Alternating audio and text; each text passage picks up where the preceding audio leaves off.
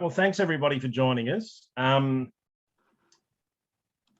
The object of today is to talk about some of the improvements that we've got in the December ABVs, in the upcoming December ABVs. And I'm very pleased to have joining me today, Trevor Parrish from Illawambra Holsteins in Barangarry in New South Wales. So for those that don't know, Barangarry is a little hamlet in Kangaroo Valley.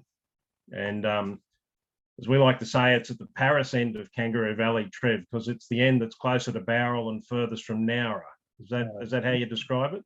Oh, that's pretty much it. It's got its own microclimate compared to the rest of Kangaroo Valley. So yeah, we don't get the wind too bad in Barangarry, but in the middle of summer it's just hot and sweaty. So yeah. Thanks for inviting me. Thanks for coming on board. Now, if it suddenly mutes every now and then, that may be because I'm coughing. I'm just sort of getting over a little bit of a chest infection, but we'll see how we go. So I apologise for any of that. I've just got to be able to find the mute button too. That might be a bit hard. Okay, so let's make a start because we've got a lot to get through. There is quite a lot of happening in December. Firstly, we've got the factory milk penalty removal from the ASI, which is a reasonably big and interesting topic. We've got some updates to the semen fertility model. We've also got the splitting of the red breeds or the red dairy breeds base into individual breeds. And along with that, we'll also talk a little bit about a tool that's not going to be here for December, but it's coming up in April next year, and that's a with herd ranking tool. A really huge piece of work that we've had done is this new 74K SNP platform that's been developed by Dairy Bio and has been implemented now. And there's a lot of work gone into that. So we'll talk about that and also the effect that has on haplotypes and our ability to call haplotypes.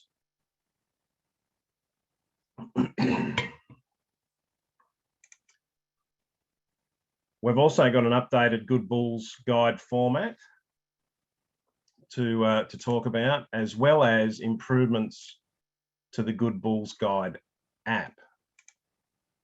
And last but not least, some customised reporting that we're making available on DataVat. So quite a bit to get through. Okay, let's start with removing the factory milk penalty from the ASI. So this has not been something new for us. It's been something that's been on our radar for a while, and a lot of people have been talking to us about this. Pardon me. I knew it was going to come. So we commissioned the consultants Fresh Agenda to do a bit of work with the milk factory so that we can better understand what's going on in that space. They found a number of key findings, and they were that probably since about 2019, most dairy companies have removed the volume charge from the milk payments. And there doesn't appear to be an appetite from dairy companies to reintroduce them. However, in saying that, so what does all this mean?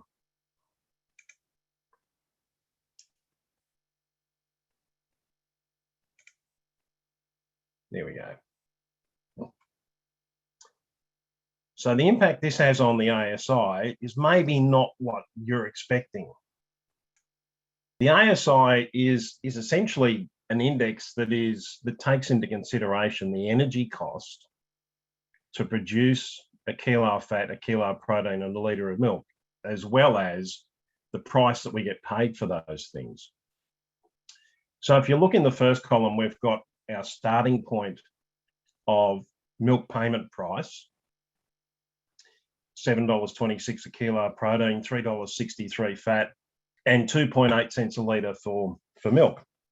Then in the next column, we have the energy cost that's associated with producing a kilo of protein, a kilo of fat, and a litre of milk. So that's what gives us the final index weights that we use when we calculate the ASI. And that's where the minus 11 cents comes from in that ASI calculation. So the question remains is, what do we do with that 8.2 cents of energy cost that still exists? Even if we take the factory cost away, we haven't changed the fact that it still takes energy to produce water, lactose, and other solids that are not fat or protein. That's got to be accounted for some way. So even though we take out the factory component of the water cartage or the water penalty or the cost or whatever you want to describe it as, we're still left with the energy cost. So the new ASI looks like the formula over on the right-hand side. We're still retaining the 8.2 cents per litre. Now, we've looked at the way other countries have done this, and to try and apply that 8.2 cents a litre across the fat and protein is really difficult, because you then have to think about standardised milk and a whole range of other things. And so to come up with a simple, clear, concise way of doing it is really difficult.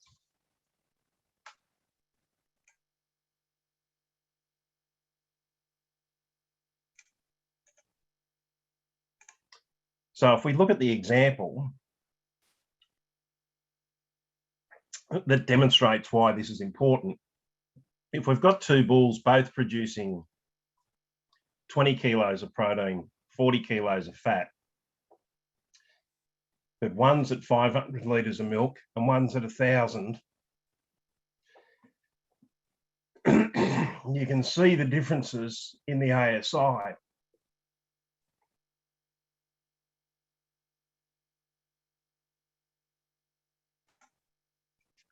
So we need to make sure that we still account for that water and reward the more efficient animals through the ASI and also into the BPI, given that the BPI is a profit index.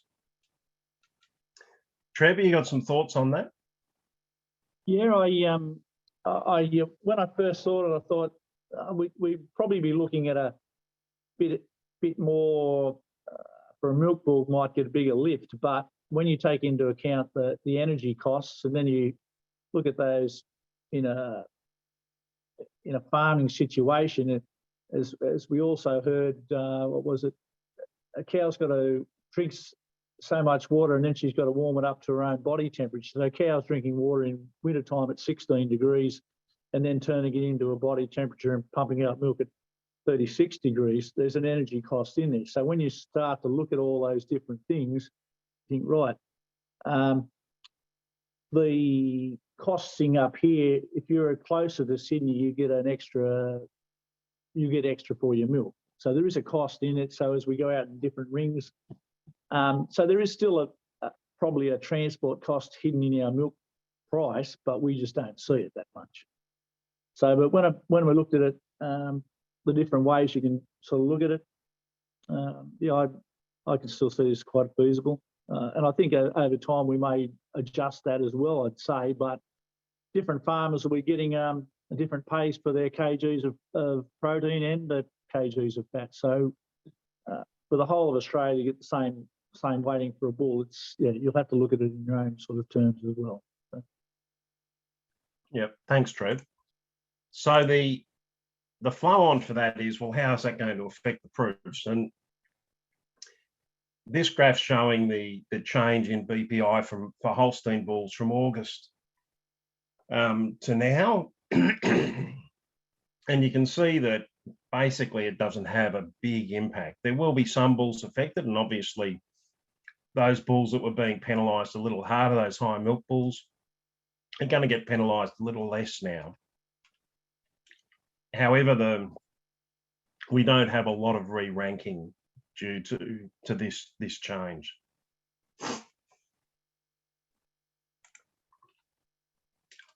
Okay, so updated semen fertility values. We've had a semen fertility values for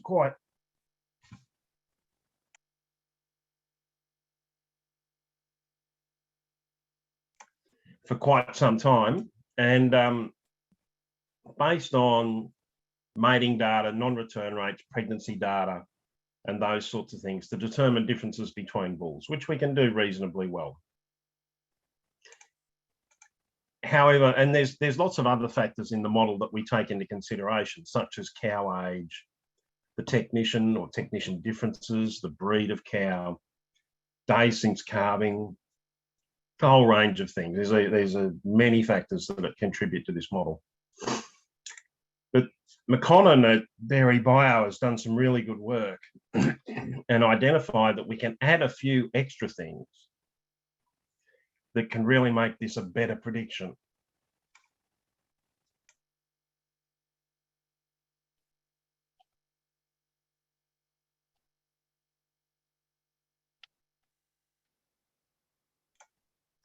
So in this new semen fertility, the interpretation is still going to be the same.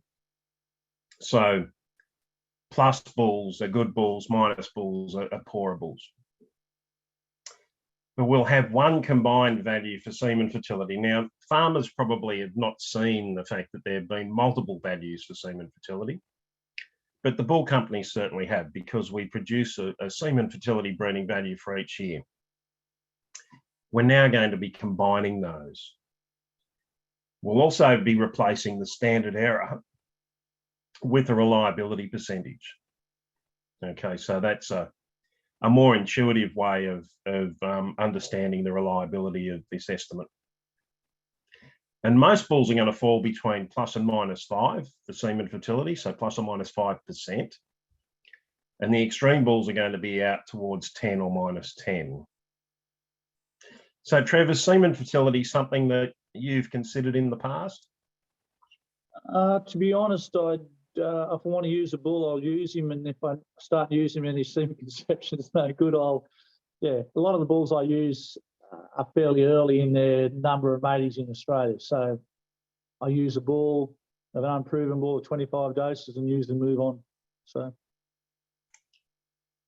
yeah, I don't really look at it. Might go back and look at it and go, yes. I'll look at what the number of matings I've done and what conception I've had, but I'd also look at how much urea I've put out at the similar time.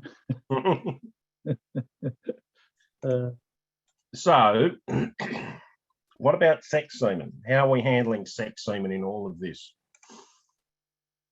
So we have nearly 500,000 records identified as matings with sex semen that we're not using. It's a bit disappointing. Yeah. Those records date all the way back to the Illawambra bull Tabagong Stanley, who was born in 1964.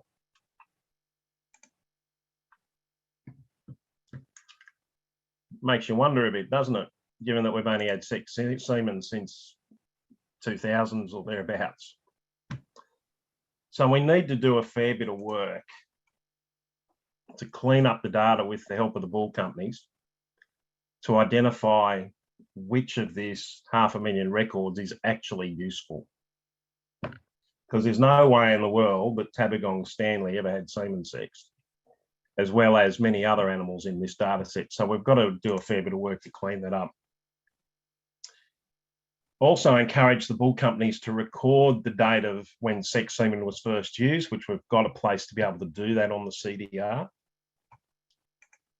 And at the same time, educate and encourage farmers and technicians to use the correct codes when recording sex semen matings. Trev, you use a fair bit of sex semen?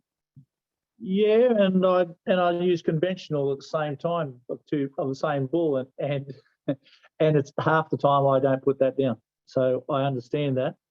I've come now that when I'm on a computer, I just put SX after it.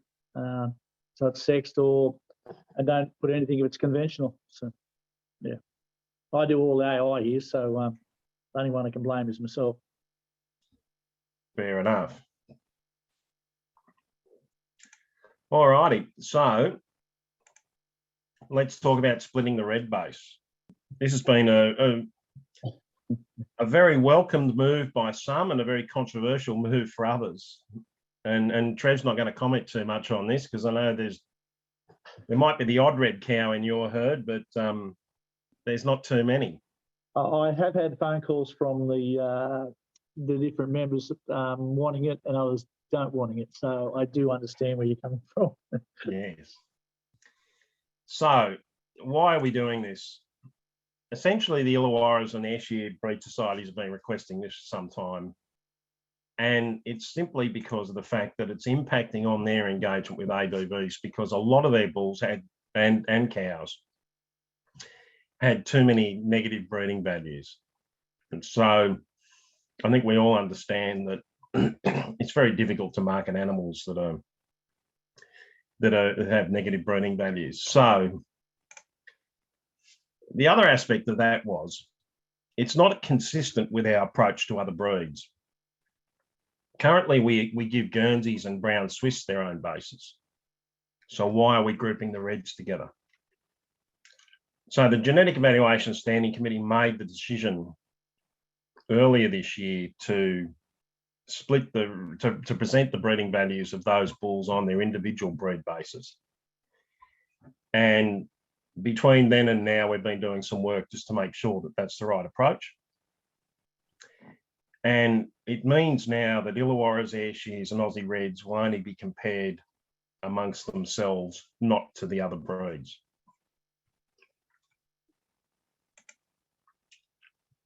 So we needed to make sure that we were doing the right thing.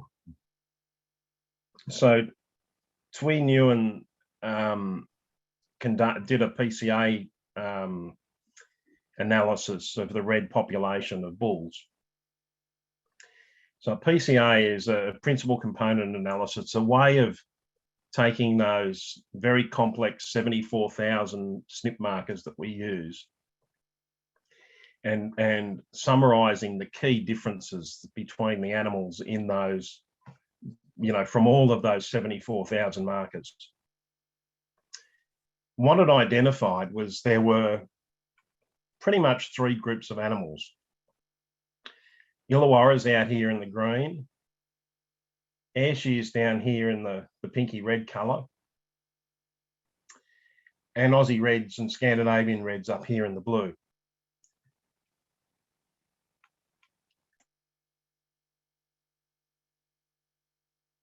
What it also identified was there are a small number of misidentified animals up here.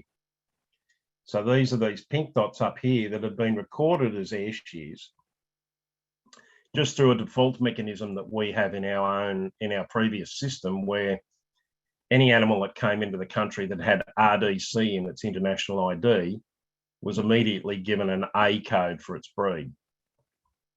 When you go back and drill into the pedigrees of those animals, you can see that they're actually Scandinavian Reds, they're not Ayrshires. So there's about 113 of those, I think, and we've corrected them now.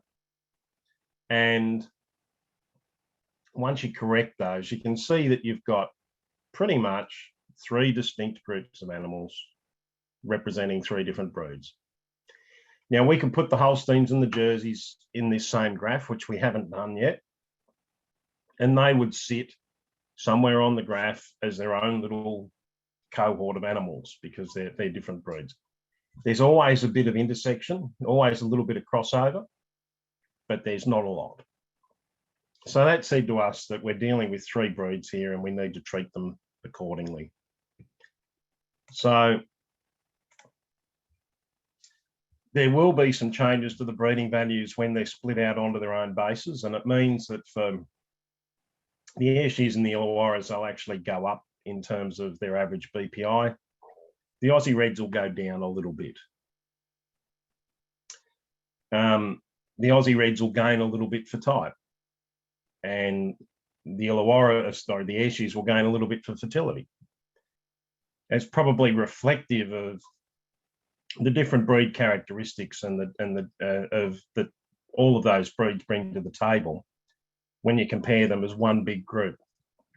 When you split them out, you can see the differences between the breeds for their relative traits. So it's just good to remember that changing the base doesn't change the ranking of animals or the relativity of the animals within their breed. And it doesn't have any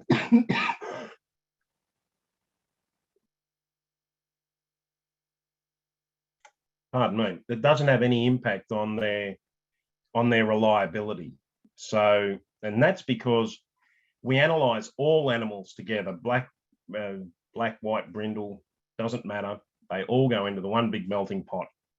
We analyse them, and then we split them all out onto their own individual breeds.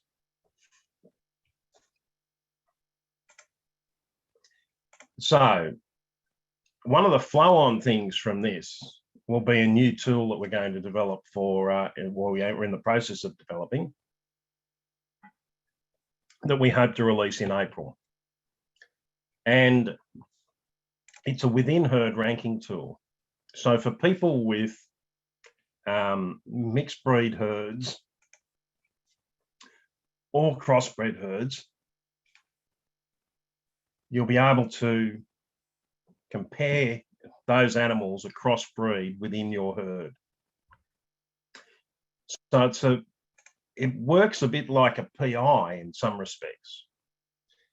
So the average animal in your herd, for whatever the trait may be, will have a rating of 100.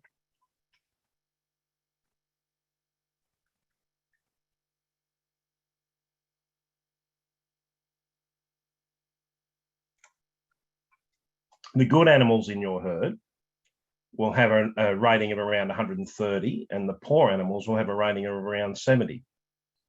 So it's just kind of like thinking of it in terms of a PI, but it will mean that it'll be able to identify the differences between those cows within your herd so that you can start to make some valid comparisons on breeding values for those animals of different breed within your herd. So you can rank animals, put them all in a spreadsheet, rank them on BPI, rank them on fertility, and start to make some decisions, which at the moment you really struggle to compare those animals within your herd. So I think that's going to be a real good step forward for us in terms of helping people make better use of breeding values, and in particular for crossbreeders that are genomically testing. They will get much more value out of their genomic breeding values with this tool.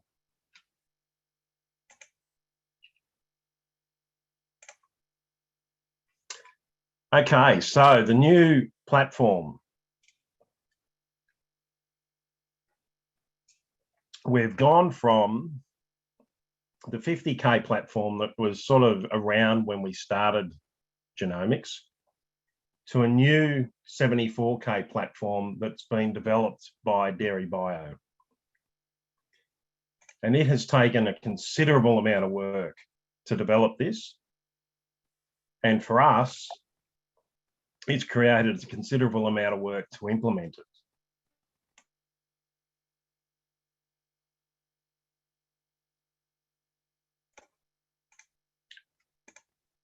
And what it's given us has been an increase in the accuracy of our breeding values.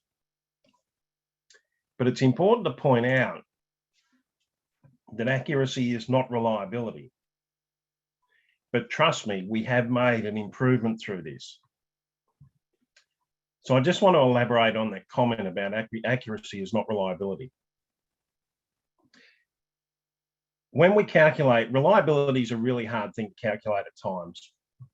And the way we calculate reliability, it's more of a measure of the volume of information that we have. So if you think about it in terms of, you know, I've got a pedigree, I've got a genotype, and they're all worth X or Y, and I've got a number of, and I've got daughters. And we all know that as daughters increase, reliability increases because it's all about weight of information.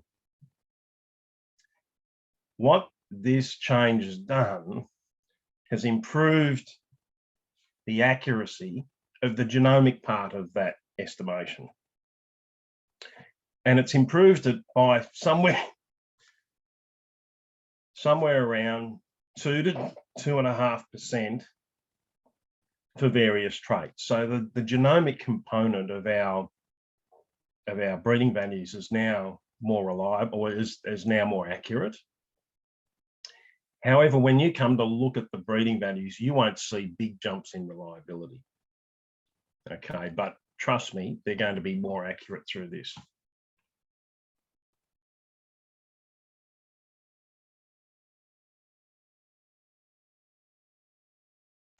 So what will we see?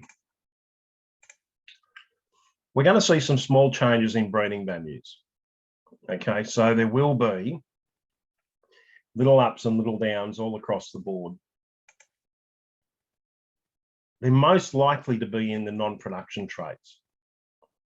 So the traits that we've noticed things happening so far have been fertility, survival, feed saved, and heat tolerance.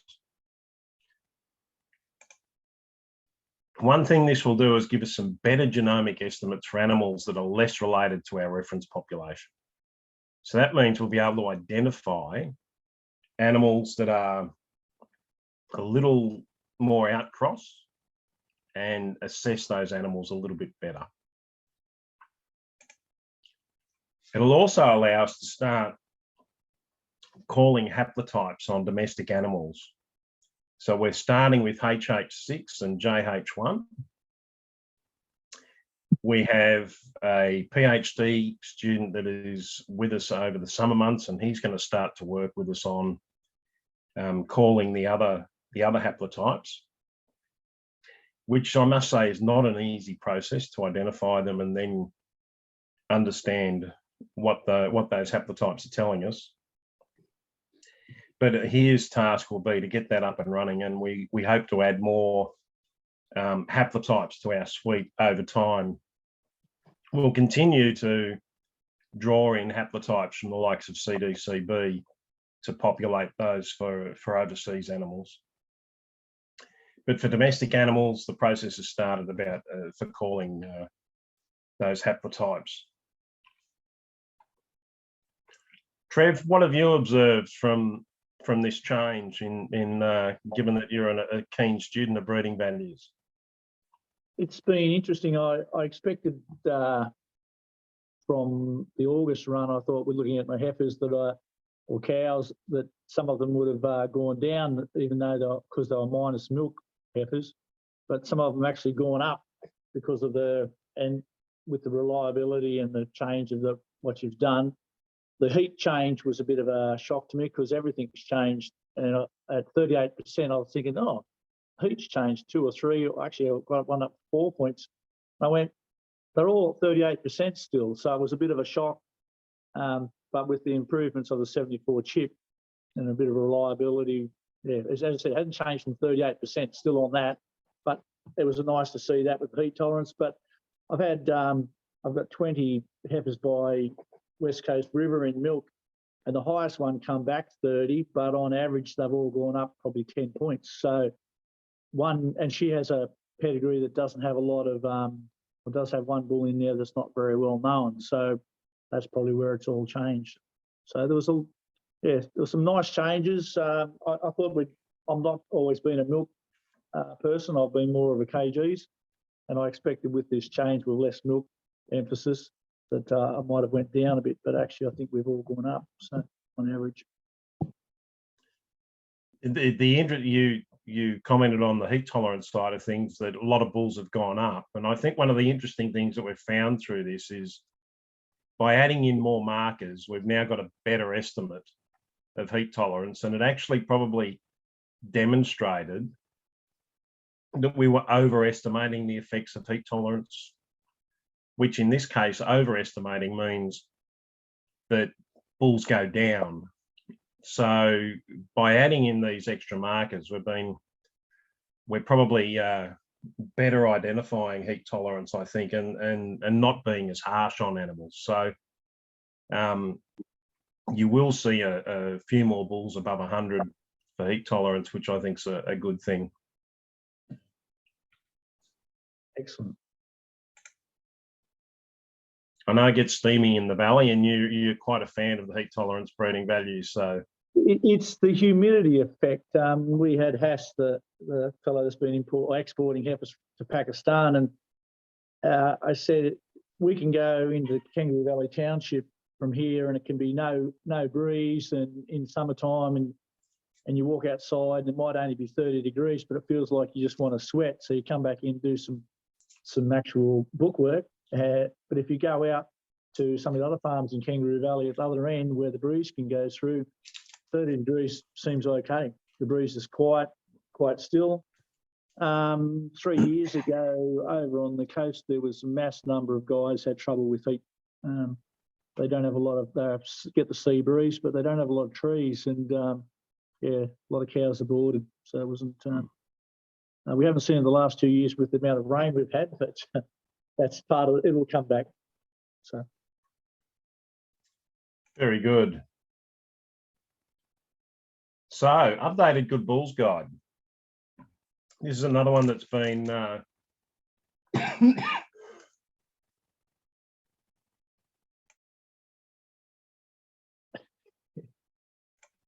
pardon me. This is another one that's been on the list for a while, and the key change for us here is the combining of all proven, Australian proven, international proven or interbull bulls and genomic bulls in our key lists. So in the past, it's just been the Australian proven bulls and the international proven bulls. The genomic bulls have been sitting out on their own. We've now combined that so that the genomic bulls and everything is all in the one list. I think that reflects the way people are selecting their bulls these days anyway. They're not really, whilst they're understanding that this one's genomic, no one's proven, they still want to be able to compare them. So in our hard copy format and our electronic format, the BPI HWI SI, Sustainability Index, and type tables will all include Australian proven, interbull bulls and genomic bulls. And in our electronic only files that you can download off Datavat, the production list, longevity, mastitis resistance, fertility and reliability will include all of those bulls that are available that meet the Good Bulls Guide criteria. Importantly though, because we do think, we do value this list in the Good Bulls Guide, we are going to retain an Australian proven BPI list. So we're going to identify and reward those that reach that gold standard of reliability for production, workability, and type. So those bulls, that reach those standards will be in that BPI list for all the different breeds. Trev, any thoughts on the Good Bulls Guide? You're more of a Datavat man, so I think you. I'm a Datavat man, and I like spreadsheets. So yeah, I read it, but it's not my go-to. I couldn't find it if you asked me. Put it that way. So flowing on from that, the Good Bulls app. It's funny. I hope I didn't offend my buddy Dennis Lee yesterday, because and I changed this statement in this because I said, oh, we've made lots of small cosmetic changes. And I sent him those changes, and he, said, mate, I just want to check that these are correct. And he sent me back an email, and it said, so the major changes that we've made. So I think the point is, what I'm thinking is a small cosmetic change in the app. To make that happen is a very big piece of work, and Dennis has done that and done a really really great job, and you'll see that when we release the app again in the coming weeks. So when you create a filtered list of bulls, you'll be able to sort them. So if you've got a number of traits in that filtered list, you'll be able to sort them from top to bottom on the traits you've created the list from. Moving traits into more intuitive positions in the display. So we've had some traits that looked a bit out of place, and so we're moving them into the sort of the areas that you would expect to see them. We're going to move reliability to after the trait, which is consistent with everything else that we produce. We're going to add a composite group, pardon me, for the rump traits. Add in active status and date of birth. They're two things that have been really high on people's feedback lists. And this one is also a bit of a biggie. And whilst we can't hyperlink within the app, we have now, hang on a minute.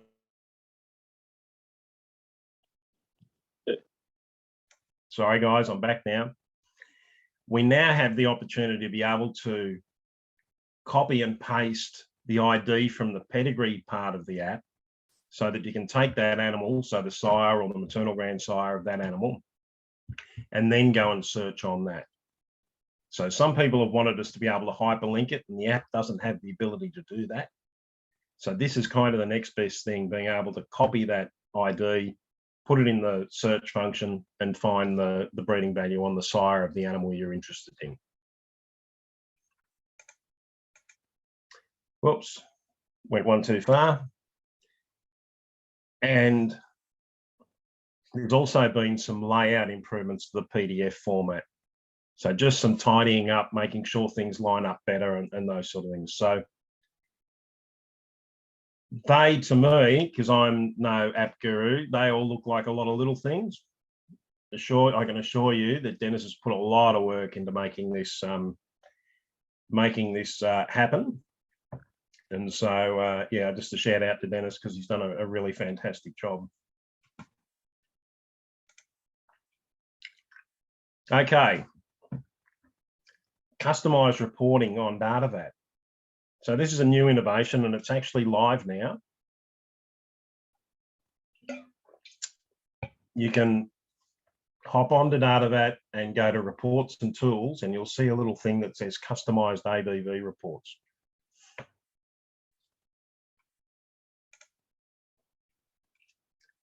And this is the page that will come up. So you can do this two ways. You can either upload a file of animal IDs, and that could be national ID, international ID, or bull ID.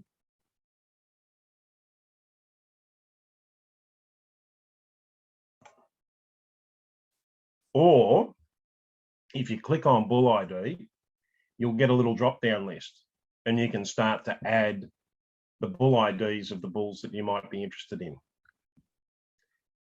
Then you can pick out of our standard ABV fields that come in the ABV detail report that people would be familiar with on DataVat. You can pick out the fields that you want to add into your custom report. So in this case, I've ticked ASI and body depth. They're all in alpha order, so you just keep scrolling until you find the ones you want. Put a tick next to them. Everything's cool. Then we've got a couple of some additional fields over here. So things that don't appear in this report, but people think are important, like active status, haplotypes, what company the bull comes from, and also because because our standard ABV fields don't have sire name or maternal grandsire name or dam name, they just have national IDs. You'll now be able to put in some names that might be more meaningful to you rather than just a national ID. Then it's just simply a matter of going down and pressing this generate report button, and out should pop in Excel a customized ABV report with all of those fields and all of those animals. And as you can see up here in the top left corner, you can do it for cows as well. So you want to create a list of cows out of your herd with particular criteria, you can now do that. Trev, thoughts? I like this one. I think there's times I wanted to check out different things in the herd of what that might the feed efficiency or protein percent, and I'll be able to actually get this quite easily. I missed it before when the old, I'm not sure how old it was when I used to have a list of the sires and their progeny, all the sire of sons, and you could check out all the sons, but that hasn't come back yet. I do miss that. But a lot of the bulls you'll see them there, but they're not active. So it's sometimes you see what you think, well, what's that number? No, but I like this. I'll be able to generate a few reports for myself. So we are working on the progeny tab. It's a very complex space because of the security aspects of DataVat and people being able to see breeding values, because we see confidential things on breeding value on DataVat. We need to make sure that the security on that side of things is right, so that you can't see things that you shouldn't be seeing. And that, I have picked them up a couple of times. You have, I know that. And so that adds that adds a real level of complexity in that progeny tab space on DataVat. But we will get there, but it's going to take a bit of work to get there.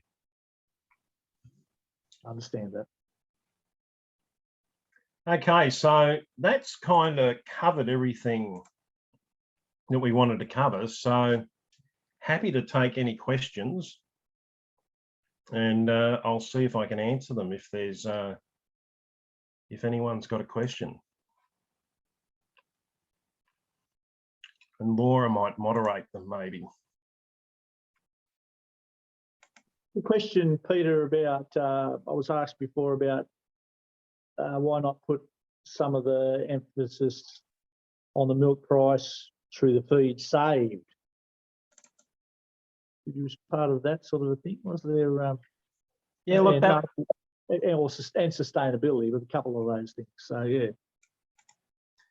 Yeah, look, it was raised to why don't we do that through feed saved? I think for the same reason we've retained it in the ASI, it becomes a more complex calculation. They're all kind of tied up, aren't they?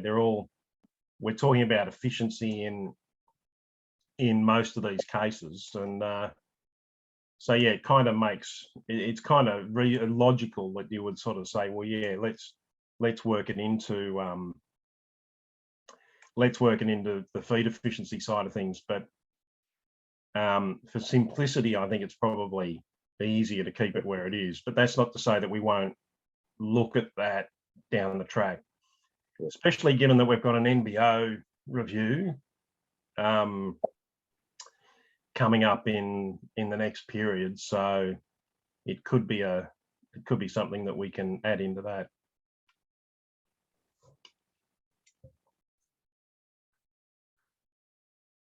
Hey, g'day, Thurny. I've got a question. Ando. How are you? I'm not sure if you've covered it, but I only come in halfway through because I was classifying today.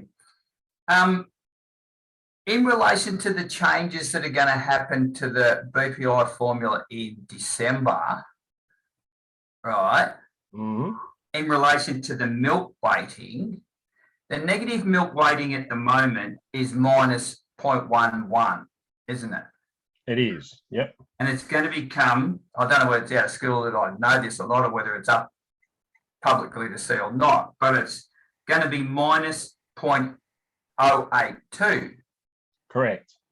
But on the notes, it says prior to December 22, the milk volume price weighting was 0.0 0.028. Is that incorrect, or is that a different figure than the milk weight? So the 0.028, which I think is my screen still up, guys? Yeah, that's come up. Yeah. Yep, cool. So the 0.28 refers to the factory component. That was the bit that we were regarding as cartage that was charged by the factory. Yeah. And then to that we were adding 8.2 cents that reflects the energy cost to create the water, lactose, ash, other things that carry the fat and protein.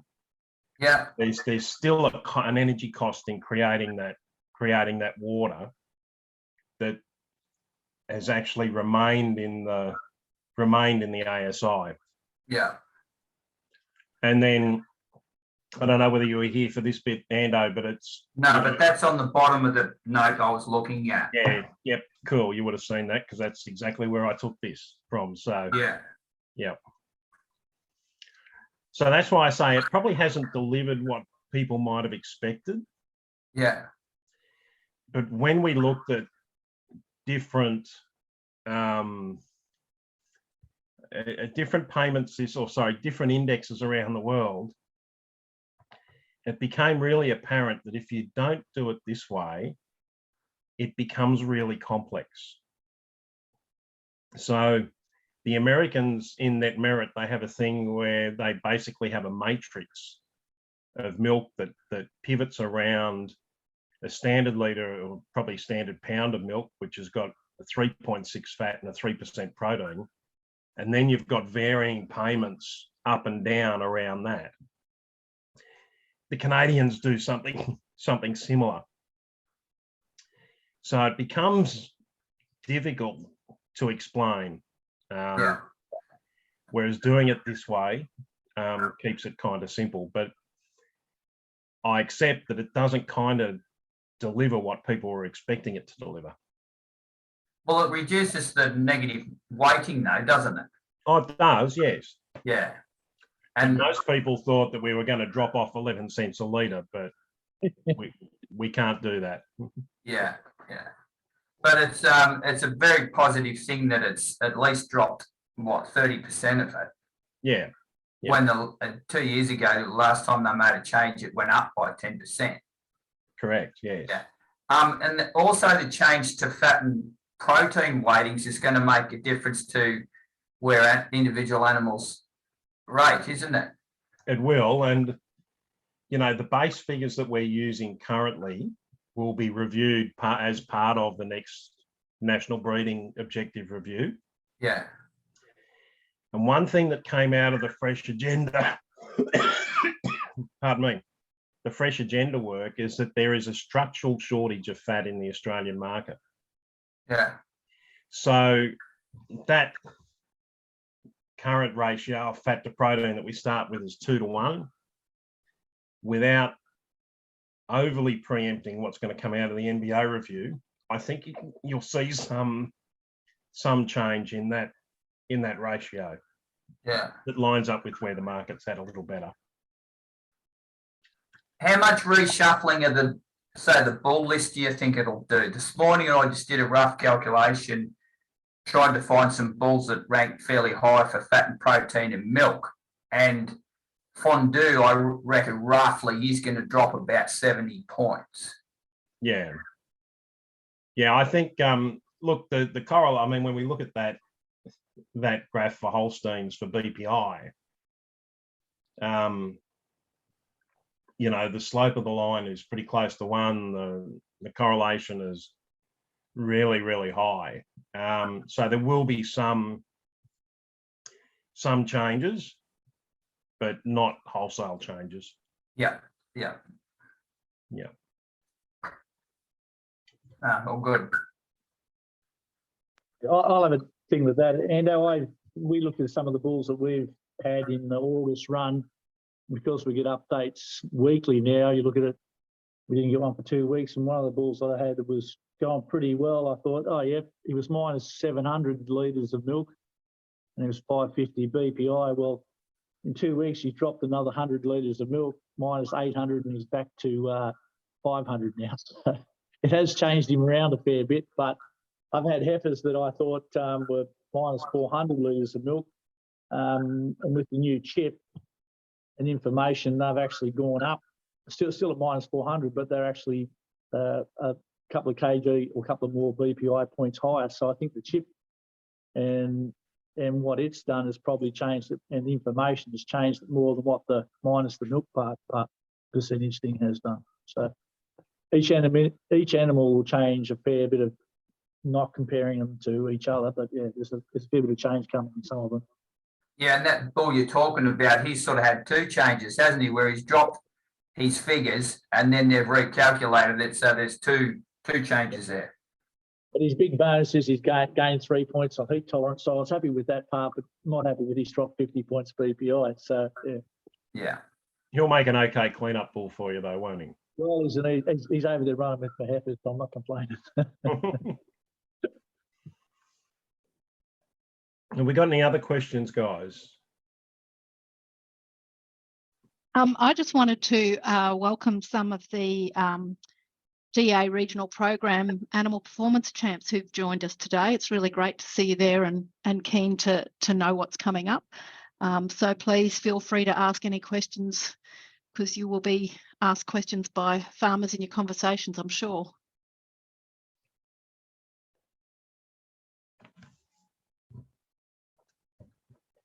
Very good. Well, if we haven't got any more questions, I just want to say, or I'll say two things. Really big thank you to Trevor Parrish for joining us. It's good to have Trev on board with us on this. He's a real student of breeding values, and yeah, nice to get a good farmer perspective. So thanks, Trev. Not a problem. Thanks for asking me. I do enjoy looking at it. I was pretty keen to look at this when the information come out on Tuesday. Well, of course, I was hoping for a 9 o'clock start on Tuesday, and I had a busy day and thought, oh, I'll just check them. And by the time I'd finished milking, they'd finally come up. So I thought, all right, looked at my top animals that had gone down a bit, but and then I've seen other ones that have gone up there. So very interested to see the information come out and see in a couple of weeks when we actually get the full bull proofs come out. That'll be nice. Yeah, cool. Thank you. And I just want to really thank you guys for persevering with my coughing and spluttering. I've been nervous about this all week, and it turned out to be exactly how I thought it was going to be. So I'm really appreciative of you all hanging in there, because I can see that most of the people that joined are still here. So thank you for doing that. And I sincerely apologise for my delivery today, and hopefully next time it'll be a lot smoother. But thanks for joining us, and we'll see you next time.